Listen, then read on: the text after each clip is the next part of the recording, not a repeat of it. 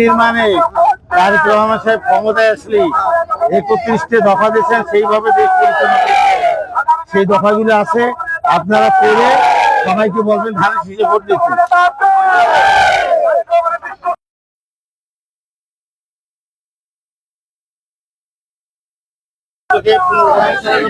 তারেক রহমান সাহেবের 31 দফা কর্মসূচি এটি করে রাখবে।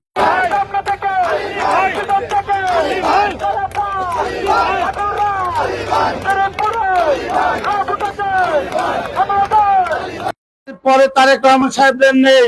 আজ থেকে 2 বছর 2.5 বছর আগে শেখ হাসিনা রক্ত চক্ষুকে উপেক্ষা করে জনাব তারেক রহমান সাহেব সে যে দেশকে ধ্বংসপ্রাপ্ত করেছিল, সেখানে দাঁড়িয়ে বলেছিলেন তোমার এই রাষ্ট্র ব্যবস্থাপনা আমরা মানি না। এই রাষ্ট্র অন্যতম যুগ্ম আহ্বায়ক খন্দকার আব্দুল্লাহ হোসেন আমাদের মধ্যে উপস্থিত আছেন।